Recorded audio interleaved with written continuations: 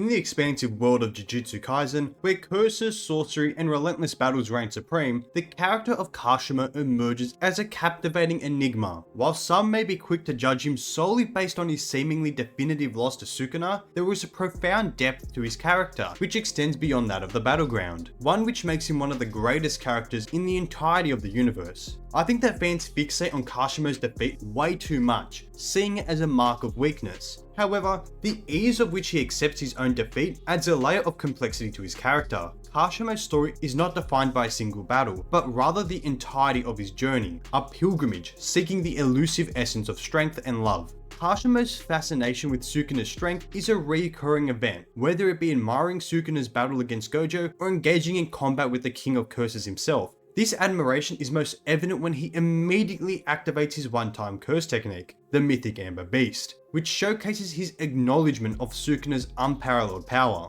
But yet he remains cocky, as a flashback shows that he was confident in his ability to take down Sukuna. Anyways though, looking at Kashimo from the beginning, his desire is to understand the essence of strength and love. It is his driving force. His quest is not merely for dominance or power, it is a philosophical exploration, a yearning to grasp the intricacies of strength from the very embodiment of it. This internal curiosity sets Kashimo apart, elevating him from a mere powerhouse to a character with a profound purpose. I think one of the most fascinating aspects of Kashimo's character is the stark contrast in how he treats his opponents. His pure disdain for mediocrity is evident as he treats those who don't pose a challenge to him with contempt, equating them to dirt. For example, he calls Panda rather weak and unimpressive, but is happy to respect Hikari as he puts up a major problem. This highlights the importance he places on the pursuit of strength. Kashimo's interactions with others become a mirror reflecting his own internal struggles and desires. It's not just about defeating his opponents, it's about finding meaning and substance in the battles he chooses to engage with.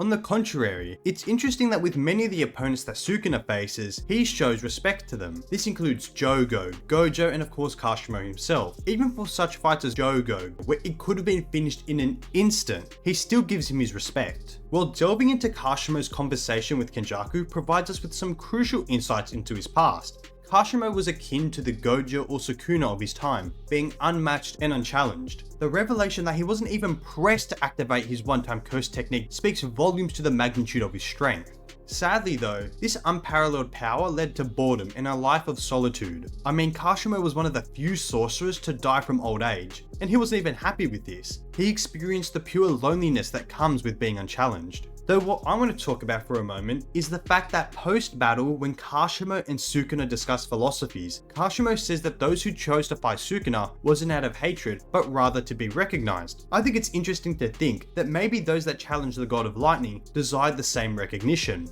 Moving back to the fight, a crucial moment is when Kashimo acknowledges Sukuna as the opponent he sought. He was finally able to fight the strongest, the opponent he's been waiting for over 400 years. However, Kashimo questions Sukuna. Is it his duty to search for an opponent to challenge? Sukuna reveals that he stopped searching for someone a long time ago. This adds a layer of tragedy to Kashimo's journey, highlighting the isolation that often accompanies extraordinary strength. The realization that the one he sought had long abandoned the pursuit of challenges adds a depth of irony to Kashimo's character, emphasizing the existential themes that are woven into his story. Now, it shouldn't be a surprise that there's a parallel between Sukuna, Gojo, and Kashimo. However, Sukuna shows a bit of difference to the other two. Sukuna is a hedonist, which is a person who believes that the pursuit of pleasure is the most important thing in life, and he accepted long ago that he could only give love without receiving it. And why is this different to Gojo or Kashimo? Well, it's because that he believes that the fool who preached to him about love would have been a better teacher for Gojo or Kashimo, assisting in their understanding of their self,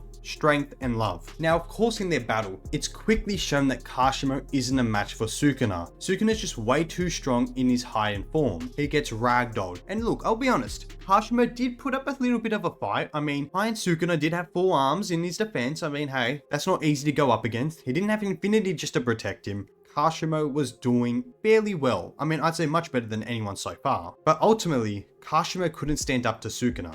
Kashimo lost. Though with their last conversation, Sukuna gives Kashimo more respect, stating that those beneath them love them for their strength.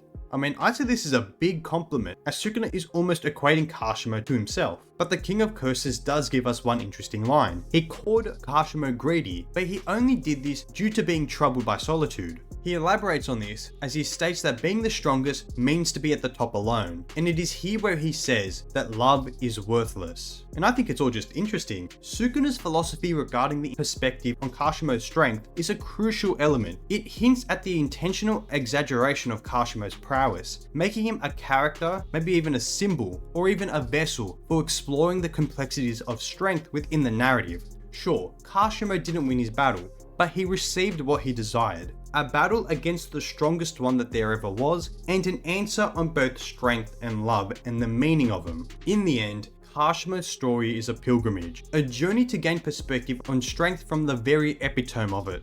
His character isn't as simple as being a protagonist or an antagonist, as we see that he fights the sorceress from Jujutsu High as well as Sukuna. Kashimo is only around for his personal journey to be finished. His character is complex, especially when we look at it through an existential view. Kashimo's struggles, desires, and ultimate quest makes him one of the greatest characters in Jujutsu Kaisen, especially for how little he's in it. He's not just a powerhouse, he's not just a plot point, he's not just fodder. He's a contemplative character, one which is seeking meaning in a world that he was isolated from. And in that complexity, I think that's where Kashimo finds his greatness. With every encounter, every battle, Kashimo weaves a tapestry of a character who challenges the traditional norms of strength. And with that, we reach the end of the video on why I think Kashimo is one of the greatest characters within JJK, despite his rushed execution. I mean, hey, it sure was rushed. I think at least they could have halved that Takaba fight and then thrown that there.